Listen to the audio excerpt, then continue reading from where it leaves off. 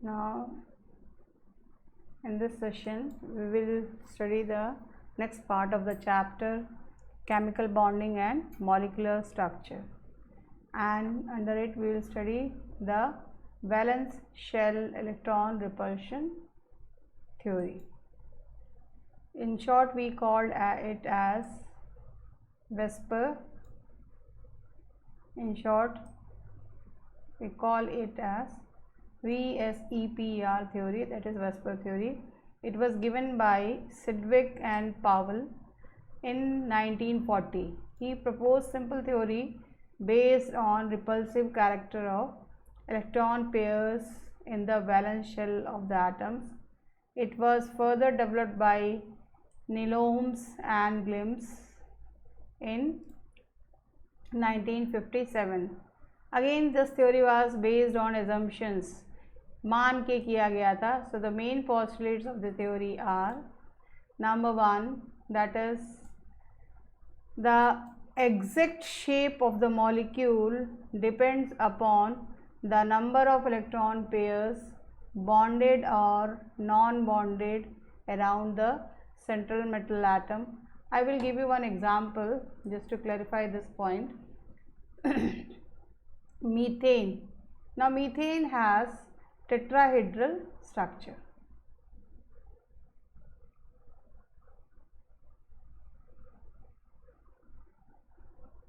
Structure is like this.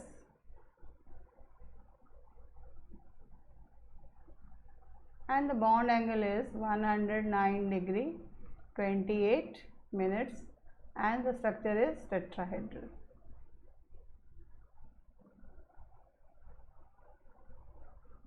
And its hybridization is sp3. I will deal with it now. If we take ammonia NH3, in this structure you will see that one lone pair of electron is present on nitrogen, and its hybridization is also sp3 hybridization, but due to the presence of the lone pair of electron and three bond pairs, it has pyramidal structure. And due to repulsion, bond angle also changes to 107 degree 28 minutes. The first point states that the exact shape of the molecule depends upon the electron pairs bonded or non-bonded around the central metal atom. Second point states that the electron pair have a tendency to repel each other. This also you have just the electron pair, they have the tendency to repel each other, so that the central metal atom and the electron clouds are negatively charged. इसमें central atom, इसमें ये nitrogen है, इसमें central atom carbon है. So the central atom and the electron clouds are negatively charged. Third point कहता है, that is the electron pair try to take such a position which can minimize the repulsion between them. Fourth point is कि the valence shell is taken as a sphere with the electron pairs placed at the maximum distance. सब माना गया था और मान के किया गया था. और फिफ्थ पॉइंट था कि a multiple bond is treated as if it is a single electron pair and the electron pairs which constitute the bond. मतलब जैसे हाइड्रोजन है, हाइड्रोजन के बीच में दो इलेक्ट्रॉन्स है, तो ये बॉन्ड बना रहा है. Bond means two electrons, that is a single electron pair. And one more thing was that they have given the point, that is one point also they should have कि central metal atom जब negatively charge हो गया तो lone pair, then lone pair, bond pair, then bond pair, bond pair. वो कहता है कि जो ऑर्डर ऑफ रिपल्शन होगा इलेक्ट्रॉन पेयर का, सबसे ज़्यादा लोन पेयर में होगा, उसके बाद लोन पेयर बॉन्ड पेयर में होगा, उसके बाद bond pair bond with. Order of repulsion is that is lone pair has maximum and bond pair has minimum repulsion among them. Now valence bond theory. Now the valence bond theory was given by Hitler and London in 1927, and further it was developed by Pauling, and it is based on the configuration of an atom. For example, if two molecules of hydrogen, suppose this is hydrogen and this is the nucleus of hydrogen. I think diagram must be fine.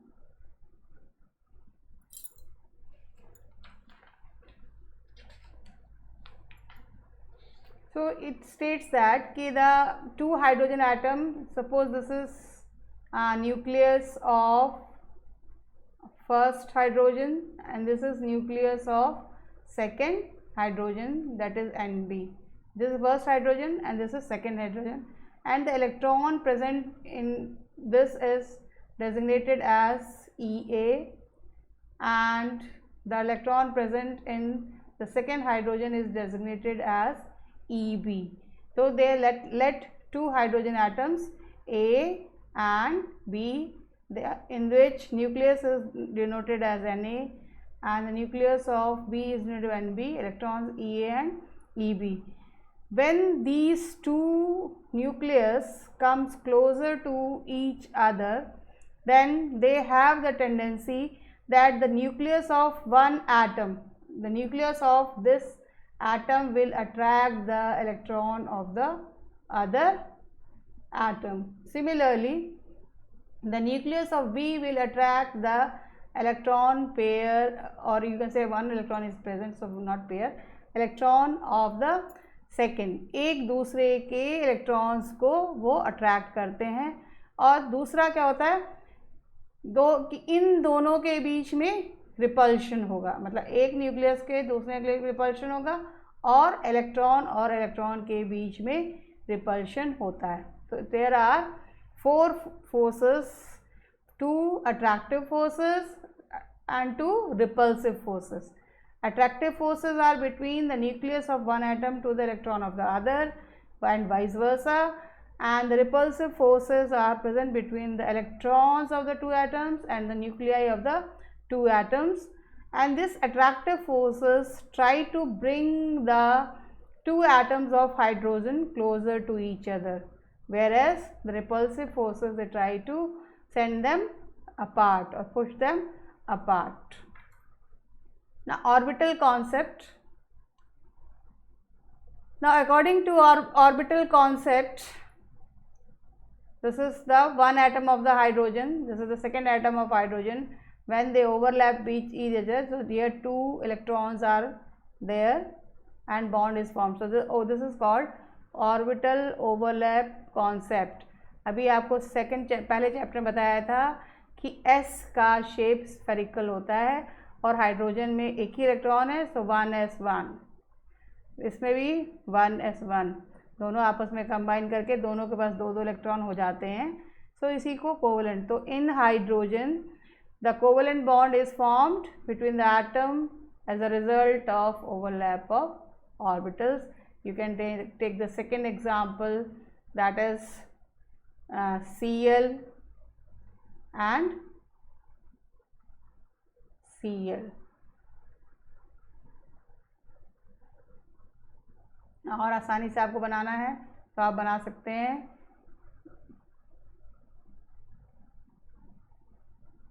And this Cl cross 1, 2, 3, 4, 5, 6, 7. So this overlapping takes place. So this is called as the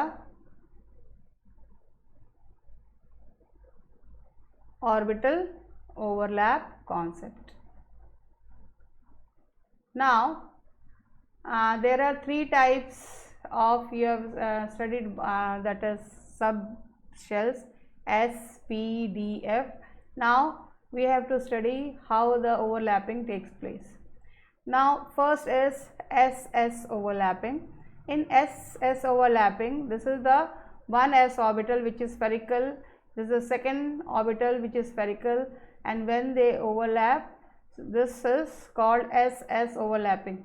So for just to make you understand, this diagram is drawn like this, but you cannot see the overlapping. This you will see the diagram like this. Second is SP overlapping. One orbital of S and the second orbital of P, when they overlap, so P is dumbbell shaped, S is, that is spherical. So when they overlap, the overlap is like, now see in this they have not seen the overlapping. Third is PP overlapping. When one orbital of P overlaps with the other, it forms structure. Now if you will draw the structure again, is the first orbital. So when it will overlap, you cannot see the boundaries.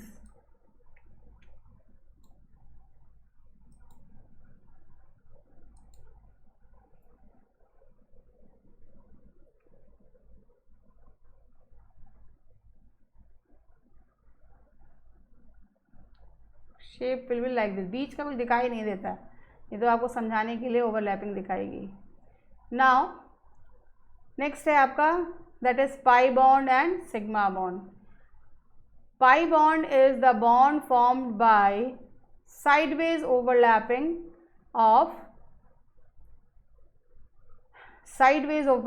of p orbital. So you have studied total number of p bonds, that is px, py, pz. आपने पढ़ा था कि 3 degenerate orbitals होती हैं, px, py, pz. तो इनमें जो overlapping होगी, जैसे अगर आपकी इन्होंने एक्स एक्स की नहीं शो की है, तो एक्स एक्स की आप ऊपर वाली देख सकते हैं. तो लेकिन एक्स में कभी भी जो है bonding only the y and z orbitals can form pi bonding. px will not form pi bonding, it will form sigma bonding. तो अभी तक जितने भी हमने ऊपर ये तीनों देखे थे, SS, SP और PP, ये सब सिग्मा बॉन्ड कहलाते हैं. और इसकी डेफिनेशन जो है हम आपको लिख देते हैं, यहाँ लिखा नहीं है. Sigma bond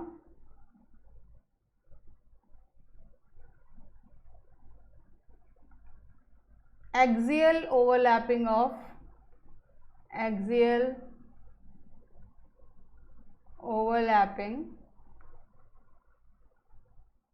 of orbitals are called sigma bond. It is represented by sigma. This is the symbol of sigma. It is a strong bond and you have studied the coordinates. So x coordinate will overlap with the x coordinate. So this overlapping will be something like this. So this will form sigma bond. But if you will study the pi bond, so pi bond is the sideways overlapping, और ये आपका होता है, this is p Y. आप ऐसे diagram बनाएंगे तो कुछ इस तरह से रहेगा. दूसरा वाला, तो this is p y and this is p Y.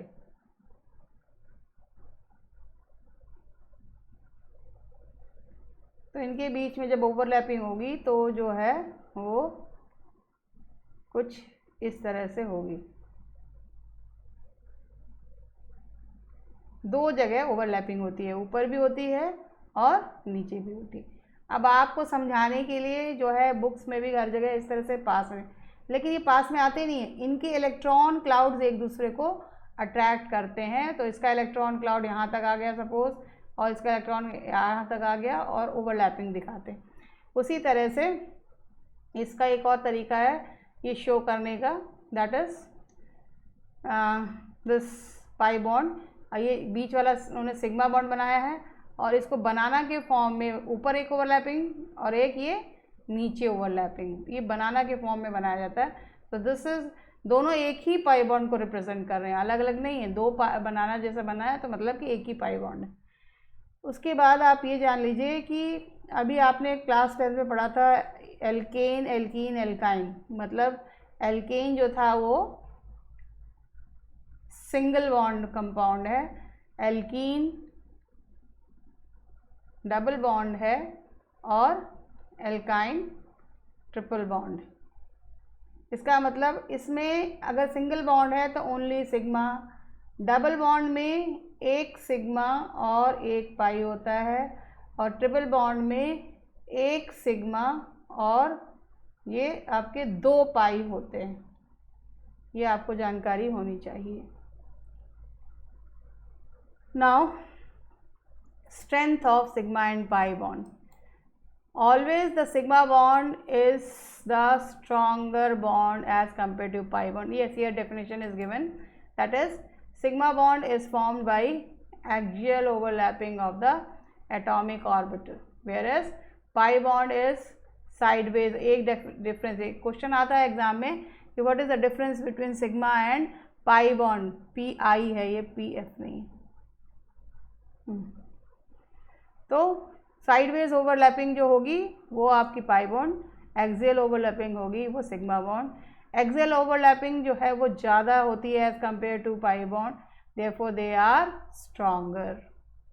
Now here in the table also points of difference are given. तो बेसिकली आप एक डिफरेंस लिख सकते हैं, उसकी डेफिनेशन।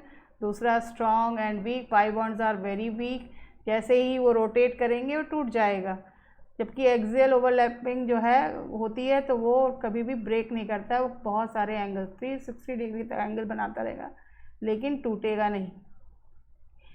अच्छा, in case of sigma bond only 1 lobe of the p orbital is involved, whereas आपने अभी देखा था, ऊपर मैं दिखाती हूँ कि ये इसका सिर्फ ये दोनों लोब ही पार्टिसिपेट कर रहे हैं ओवरलैपिंग में, दूसरा वाला फ्री है। उससे x और p में भी देखिए एक कंबाइन कर रहा है, दूसरा ये आपका फ्री है। तो s में एक ही लोब पार्टिसिपेट करता है, जबकि पाई बॉन्ड में जो है आपके दोनों लोब पार्टिसिपेट करते हैं। इलेक्ट्रॉन क्लाउड जो है in sigma bond is symmetrical, whereas in the case of pi bond the electron cloud is not symmetrical.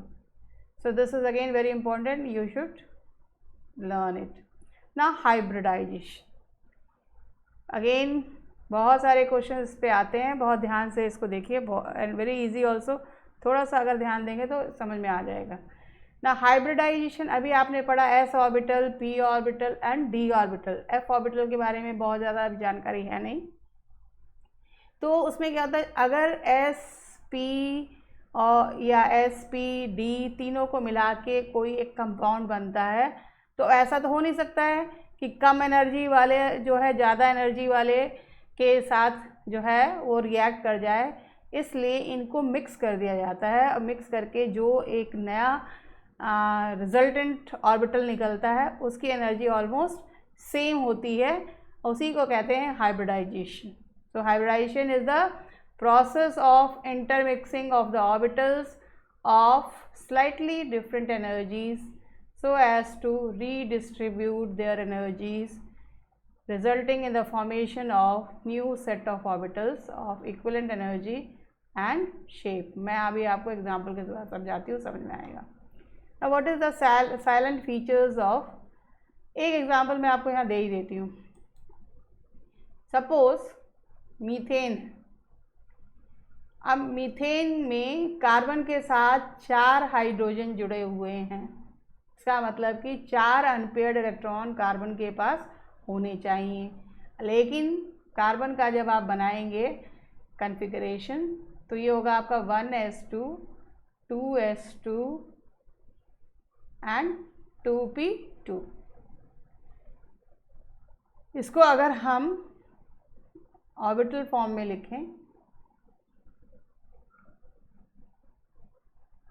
तो आपका इलेक्ट्रॉन 2 यहाँ हो गए और 2 यहाँ। अब ये जो इलेक्ट्रॉनिक कन्फिगरेशन है वो किस में है? ग्राउंड स्टेट में। जब इसमें वो पार्टिसिपेट नहीं कर रहा है कार्बन, तब जो है इसकी ये कन्फिगरेशन। बट यहाँ तो अब हमको चाहिए 4 अनपेयर्ड इलेक्ट्रॉन, बिकॉज हमको 4 हाइड्रोजन है और चारों के पास एक एक है, उनको एक एक इलेक्ट्रॉन चाहिए। इसलिए अब कार्बन क्या करता है कि अपना एक इलेक्ट्रॉन इस ऑर्बिटल वाला जंप करके चला जाता है p ऑर्बिटल में। ये वाला इलेक्ट्रॉन पहुंच जाता है इसमें। तो अब हमको जो इलेक्ट्रॉन मिले वो 4 मिल गए। तो इसको कहते हैं हम लोग इलेक्ट्रॉनिक कन्फिगरेशन इन एक्साइटेड स्टेट।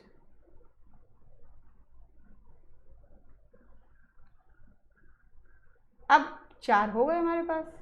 जब 4 हो गए तब हाइड्रोजन के ऑर्बिटल आएंगे और इसके साथ कंबाइन करेंगे। तो ये पहला हाइड्रोजन, ये दूसरा हाइड्रोजन, ये तीसरा हाइड्रोजन और ये चौथा। चारों ने पार्टिसिपेट कर लिया। तो यहाँ से अगर आप ऐसे इसको कंबाइन करेंगे तो जो हाइब्रिड ऑर्बिटल होंगे वो sp3 हाइब्रिड होंगे। मतलब इसके अंदर 25% s कैरेक्टर होगा और 75% p कैरेक्टर होगा।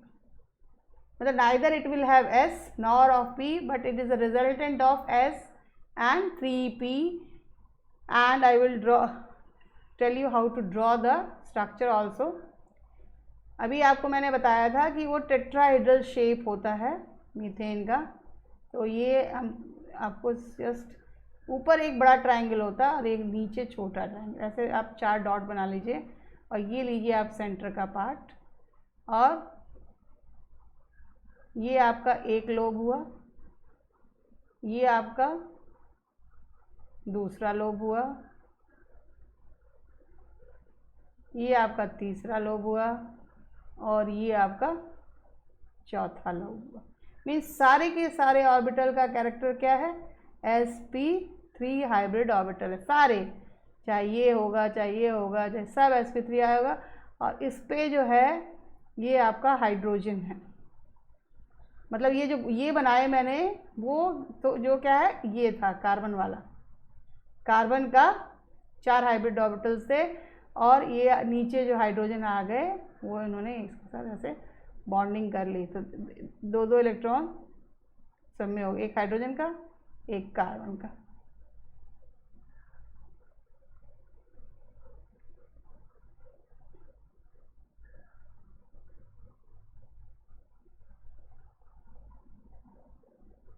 This is H, this is H, H, H। तो इसको हम लोग बोलते हैं टेट्राहेड्रल स्ट्रक्चर और बॉन्ड एंगल होगा 109 डिग्री 28 मिनट्स। तो मैंने आपको अभी एग्जांपल दिया, वो किसका हो गया? sp3 हाइब्रिडाइजेशन का हो गया। ये आगे मिलेगा, मैं दोबारा नहीं बताऊंगी। हाइब्रिडाइजेशन, तो हाइब्रिडाइजेशन समझाने के लिए मैंने बोला कि it is a process of intermixing of orbital. यहाँ क्या हुआ, एक s और 3 p के मिक्स हुए हैं एंड s की एनर्जी p की अलग अलग होती है, तो slightly different energy, and when they combine their energy gets redistributed to form a new set of orbital of equivalent energies and shape. Now salient features of hybridization. पहला होना चाहिए कि orbital should have almost equal energy which take part in the hybridization. Number 2, number of hybrid orbital produced is equal to the number of atomic orbitals mixed.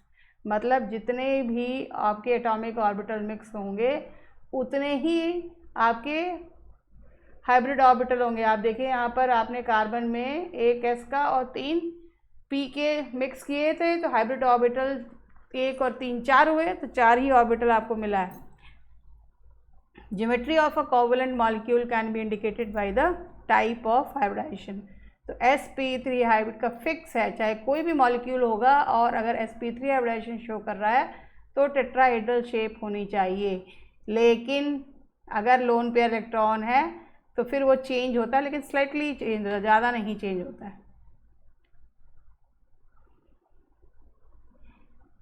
Now first I told you, now second that is of sp hybridization.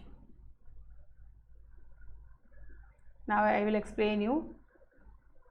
Example इसमें आपका होता है C2H2, मैं इसी का example बता रही हूँ। आप C2H2 का फिर वही कि carbon triple bond, carbon single bond H। ना बाई ऑर्बिटल डायग्राम सिर्फ हम इसका आधा पोर्शन शो कर पाते हैं, पूरा पोर्शन शो नहीं, मतलब पूरा CH पूरा नहीं शो, सिर्फ CH का इस C का इस C से कैसे बॉन्डिंग हो रहा है और इस C का कैसे H से बॉन्डिंग होगा, यही शो कर पाएंगे। मैं आपको दिखाती हूँ कैसे। अभी आपने लिखा कि कार्बन का एटॉमिक नंबर 6 होता है, तो कन्फिग्रेशन हो जाएगा आपका 1s2 2s2 2p2। तो आपने जब बनाया तो मैं यही बना देती हूँ, ऊपर वह सेम है, इसमें कोई चेंज नहीं है।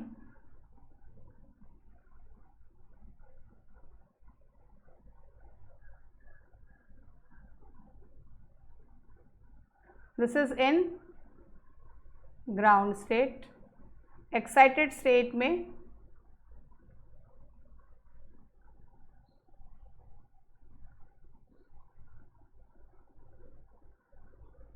आपके 4 इलेक्ट्रॉन्स हो गए। इसको मैं यहाँ बना दूँ, ये this is in excited state. तो एक्साइटेड स्टेट का once again I am writing, carbon का है,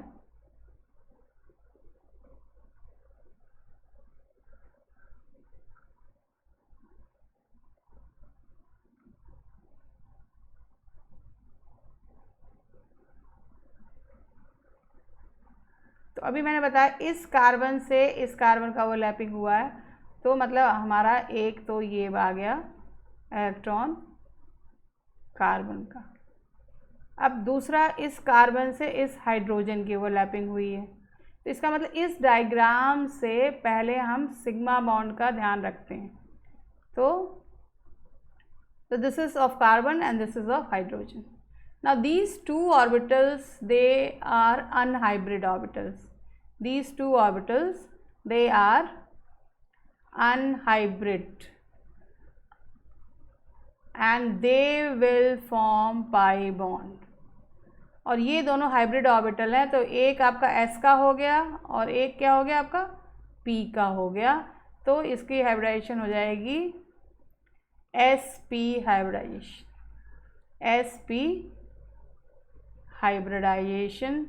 और आपको हम देखिए डायग्राम भी बना के बताते हैं, इन्होंने बहुत अच्छा डायग्राम है, लेकिन हम बताते हैं वो डायग्राम कैसे बने।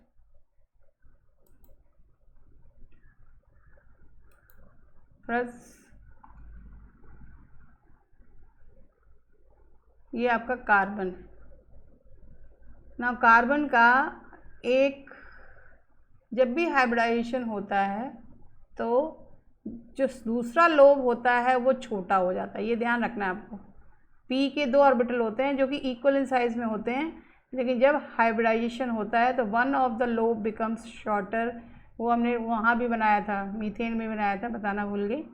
तो ये तो आपका ये हो गया, और दूसरा कार्बन का ऑर्बिटल ये हो गया। This is of the first carbon. Now अब 2 अनहाइब्रिड ऑर्बिटल्स बचे हैं, एक बचा है आपका Y का,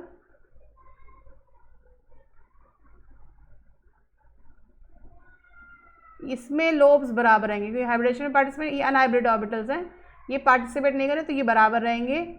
उसी तरह से ये आपका हो गया Z का, this is PY and this is PZ। और ये आपका sp हाइब्रिड है, ये ठीक इसी तरह से अब हम दूसरे कार्बन का भी बनाएंगे। दूसरे कार्बन में ये मिड पॉइंट लिया तो ये आपका पहला बना, ये दूसरा बना, और ये आपका unhybrid orbital of PY and unhybrid orbital of PZ। और अभी दो अनहाइब्रिड ऑर्बिटल PY जो है, कलर चेंज करके आपको हम बताते हैं।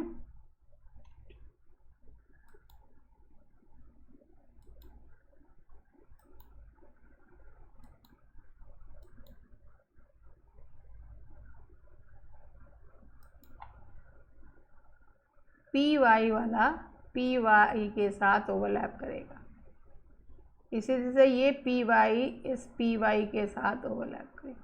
अब दो जगह ओवरलैपिंग जो उन्होंने दिखाई है तो दोनों एक ही पाई बॉन्ड है, उसी तरह से PZ वाला PZ के साथ करेगा।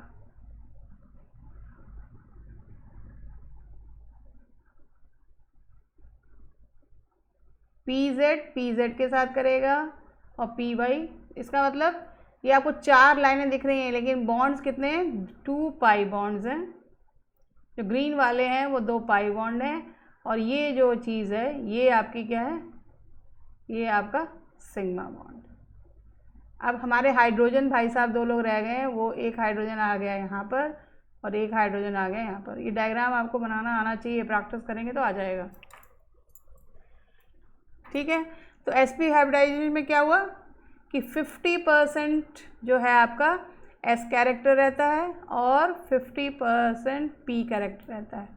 तो when one S and one P orbital combines together to form 2 equivalent orbitals, then it is called as sp hybrid orbital, and this type of hybridization is called sp hybridization। पूरा हमने आपको example पहले ही बताया। Character क्या रहता है, 50% S 50% P, और इसको हम लोग डायगोनल हाइब्रिडाइजेशन भी कहते हैं। इसकी जो शेप होती है वो होती है आपकी लीनियर, जो इसकी शेप होगी वो लीनियर होगी, ज्योमेट्री मतलब लीनियर होगी, और एंगल जो होगा, बॉन्ड एंगल होगा वो 180 डिग्री का होगा। ये सब याद रखना है।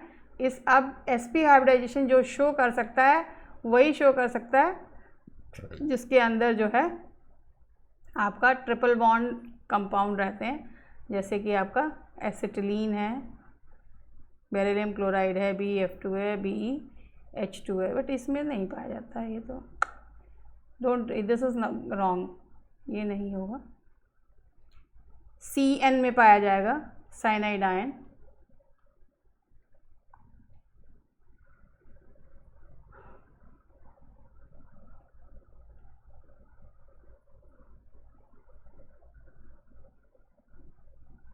Now next is that is sp2 hybridization, third type. हमने पहला आपको बताया था sp3, अब दूसरा बता रहे हैं sp2 हाइब्रिडाइजेशन। इसमें नाम से बता रहे 1s and 2 orbitals combine together to form 3 equivalent set of sp2 hybridized orbitals। अब आइए बॉन्ड एंगल अभी हम दिखा देंगे आपको कैसे 120 डिग्री का होता है। नाउ जस्ट सी अगेन, इसमें sp2 का जो एग्जाम्पल होता है हाइब्रिडाइजेशन का,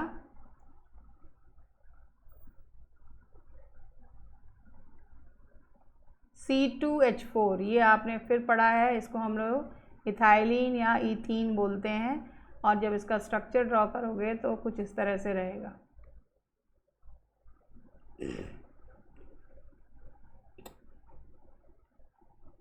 दिस इज इथीन। फिर उसी तरह से आप कार्बन का जो इलेक्ट्रॉनिक कन्फिग्रेशन लिखिए, in ground state 1s2 2s2 2p2। फिर ऐसे आप कॉलम बनाएंगे,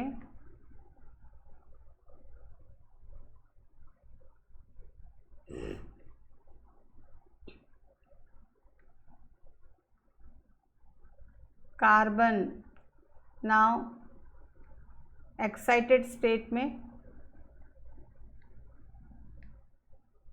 इलेक्ट्रॉनिक कॉन्फ़िगरेशन,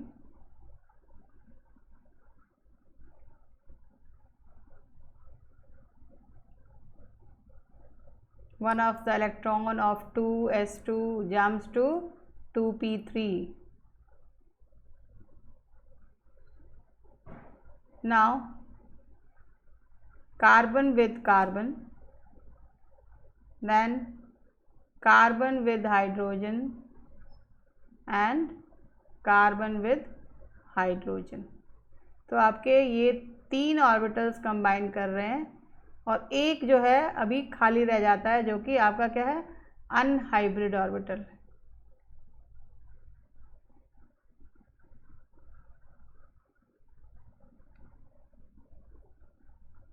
स्पेलिंग तो लिख रहे हैं लेकिन आदत नहीं है इलेक्ट्रॉनिक से लिखने की।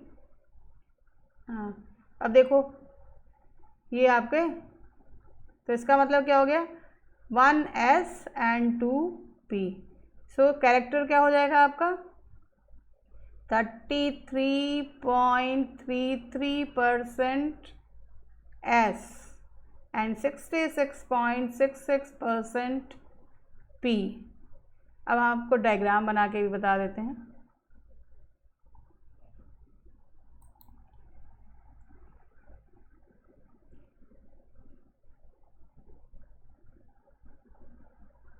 ना बॉन्ड एंगल जो है 120 डिग्री होता है। थोड़ा सा हम ऐसे पहले से डॉट बना लेंगे तो डायग्राम आपका सही बनेगा। ये एक कार्बन का हुआ, फिर ये दूसरे कार्बन का हम बनाते हैं, 1 2 3। हमको बॉन्ड एंगल्स दिखाने हैं, मैं आपको ऐसे डॉटेड बता देते हैं, ये बनाना नहीं है, जो एग्ज़ाम में बनाएंगे तो ऐसे बना लेंगे पेंसिल से तो गलत नहीं बनेगा।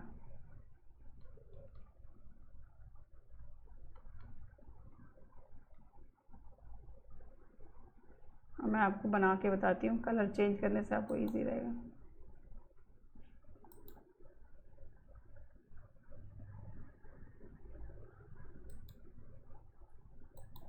देखिए ये सेंटर लिया है हमने कार्बन का, ये आपका एक ऑर्बिटल हुआ,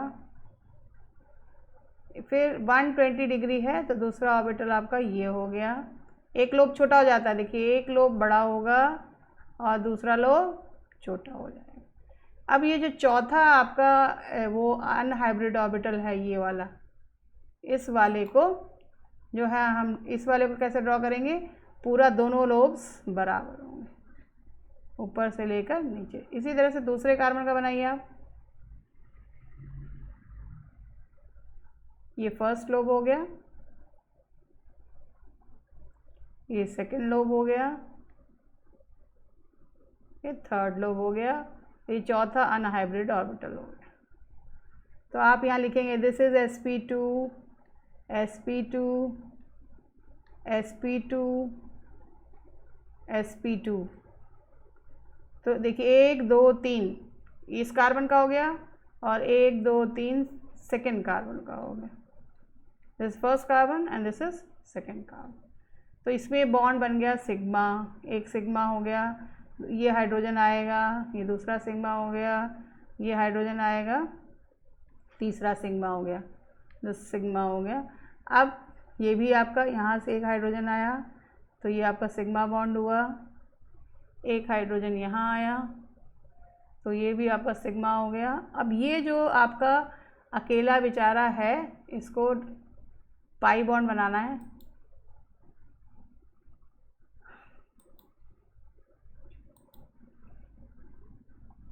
तो ये देखिए, अब आपको पहले समझा था पाई बॉन्ड के इलेक्ट्रॉन क्लाउड्स ओवरलैप करते हैं। ऑर्बिटल नज़दीक खींच के नहीं आएगा, जिसमें जो इलेक्ट्रॉन है उसका जो है इलेक्ट्रॉन डेंसिटी जहाँ तक महसूस की जाएगी उनके बीच में ओवरलैपिंग होती है। तो दिस इज पाई बॉन्ड। दोनों मिला के एक ही पाई बॉन्ड होता है।